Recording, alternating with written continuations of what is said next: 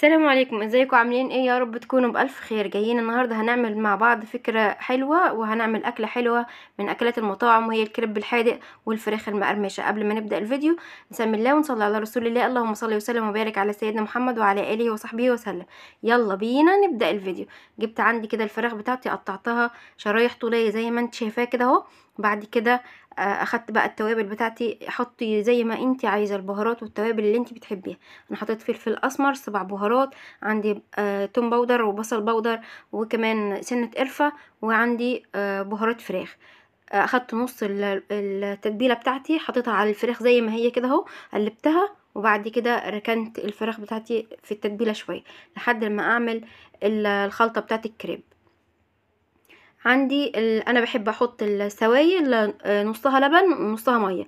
كل كوبايه دقيق ليها كوبايه وربع سوائل، سواء لبن او ميه، ومعاها معلقه صغيره زيت. اظبط بقى الملح بتاعي، وابدا بقى اضرب كده بالمضرب اليدوي، او لو انت عايزه تستعمليه في الخلاط عادي. انا بقولك هنا لو انت حابه تحطي بيض، حطي لكل نص كيلو دقيق بيضايه واحده. انا كنت دايما بستعمل بيض، بس هنا المره دي الصراحه انا ما حطيتش بيض خالص. فانا بوريكي، بس لو انت عايزه تستعملي بيض عادي، كل نص كيلو دقيق زي ما قلنا نحط بيضايه. احط معاها كده باكو فانيليا او رشه قرفه بسيطه علشان خاطر الزفاره، اقضي على اي زفاره تبقى موجوده. بعد كده ابدا اصفي الخليط علشان ما يكونش فيه اي تكتلات خالص.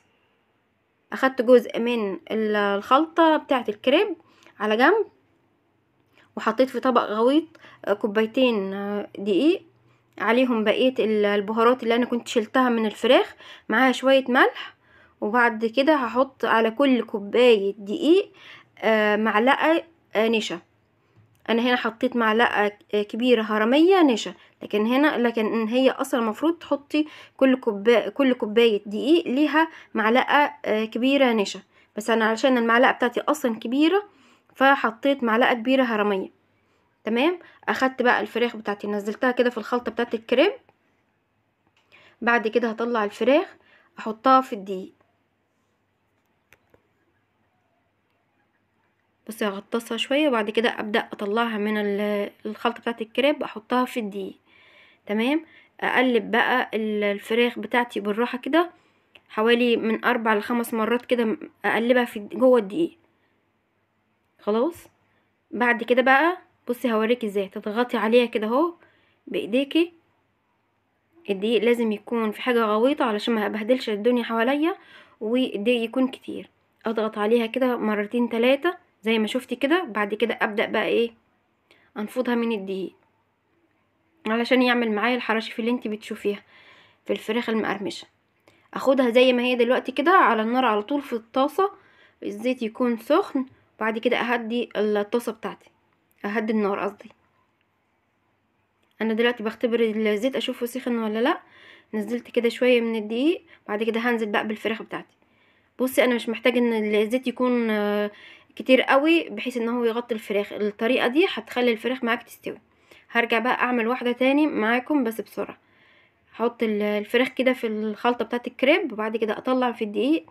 ابدا بقى اقلب الفراخ جوه الدقيق 4 5 مرات كده، وبعد كده ابدا اضغط عليها بايديا زي ما انت شايفه. بعد كده انفضها من الدقيق. في ناس البنات بتغربل الدقيق بعد كل مره، انا ما بغربلوش، بسيبه زي ما هو، وباخد كل واحده بخلصها احطها في الزيت على طول. ما بغربلش الدقيق ليه بعد كل مره؟ علشان بينزل فيها كده تكتلات. لما بحط الفراخ فيها وبضغط عليها بتعمل معايا طبقه حلوه جدا ومقرمشه قوي. افضل بقى اقلب فيها كده اهو لحد لما تاخد اللون الحلو زي ما انت شايفاه كده اهو. ابدا بقى اطلعها على شبكه او على مصفى، ما اطلعهاش على مناديل مطبخ، اطلعها على مصفى او على شبكه علشان تفضل معايا مقرمشه. هاجي بقى دلوقتي اعمل الكريب معاكم. عندي الطاسه بتاعتي سخنه، والنار تكون هاديه، ما تبقاش عاليه، تكون حلوه يعني.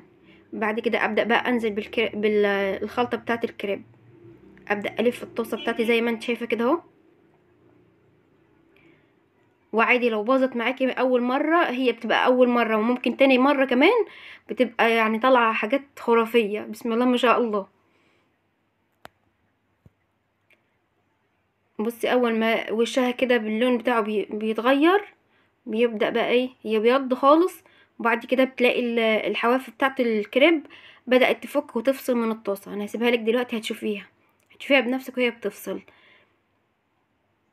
اول ما بتفصل معاكي كده خلاص كده الكريب بيبقى استوى.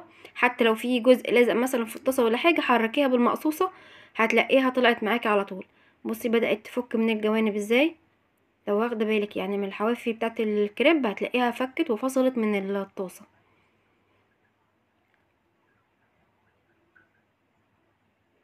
بصي بتتحرك ازاي. في الوقت ده بقى هبدأ اقلب الكريب بتاعي على الناحيه التانية.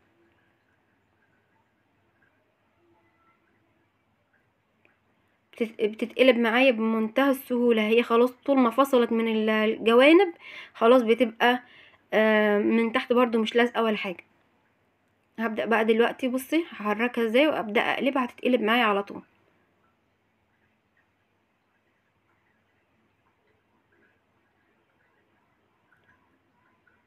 بصي حتى برضو كده كل ما بتقعد كده على النار بتلاقيها بتلم شوية. بصي اخدت بقى اللون الحلو وشلتها. هبدأ ما بين كل واحدة وواحدة بدهن دهنة زيت خفيفة. بصي بمجرد ان انت حطيتيها ولفيتي الطاسه بتلف معاكي طول ما العجينه مظبوطه. هتلاقي ال الخلطه او العجينه دي بتلف معاكي على طول. بصي بتفصل ازاي. بصي بتفصل على طول من الحواف بتاعت الطاسه. مجرد ان هي فكت معايا كده على طول بقلبها علشان تاخد لون من تحت وتكون مستويه معايا وجميله. انا سبت لكم الجزء ده علشان تشوفي. بصي بتتحرك ازاي. اهي قلبتها على الناحيه التانية تاخد لون. وبعد كده ابدا اشيل.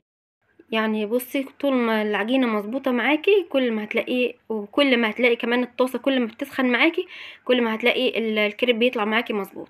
دي الفراخ بتاعتي بقى المقرمشه الجميله. بصي انا وريتك بصي ازاي الفراخ من جوه بيضه وحلوه. وبص الحراشيف اللي موجوده على الفراخ. كان نفسي اوريكي واسمعك صوت القرمشه اللي موجوده في الفراخ، بس طبعا لو فتحت الصوت كنت هتسمعوا ما شاء الله احباب الله كده خناقه شغاله. فخلينا كده مستورين احسن. ده الكريب الحلو بتاعي. تعالوا بقى نقفل الكريب مع بعضينا. هاخد كده الكريب بتاعي هتنيه كده نصين، بس مش هوصل لحد الاخر يعني هسيب جزء كده من فوق. بعد كده هبدأ احط الكاتشب. عايزه تحطي كاتشب عايزه تحطي مايونيز زي ما انت عايزه. الخلطه بقى اللي انت حباها حطيها. الاولاد عندي بيحبوا الكاتشب وما بيحبوش المايونيز فعشان كده حطيت كاتشب بس. هبدأ بقى احط جبنه الموتزاريلا وعامله بطاطس محمره بطاطس. هحط بقى معاها شويه بطاطس كده مقليه.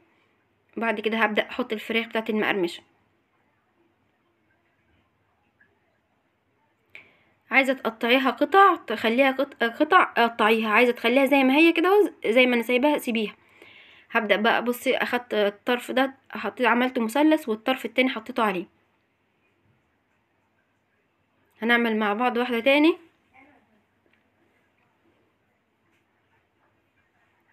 اخد الكريب كده اقسمه نصين مش هوصله لحد الاخر.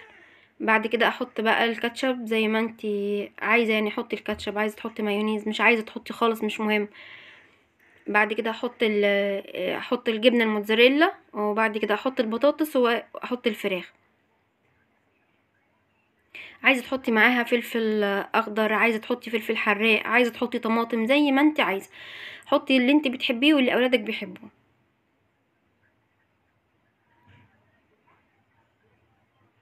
دي كانت بقى عليها وصاية شويه كانت الفلفل الحراق فده مخصوص بقى. هنبدأ بقى ناخد كده الكريب بتاعنا ونرجع بيه تاني على الطاسة. هدهن دهنة زيت وبعد كده احط الكريب بتاعي لحد لما ياخد لون من تحت ومن فوق. كل ما تسيبيه كل ما ايه زي ما انت عايزه يعني عايزه يبقى مقرمش قوي سيبيه. بصي كده يعني لونه بقى حلو كده بالنسبه لي انا كده كويس. لو انت عايزه تخليه اكتر من كده سيبيه فتره اطول. وده كده بقى الكريب بتاعنا الجميل. لو عجبك الفيديو متنسينيش في اللايك والشير وسبسكرايب. مع السلامه.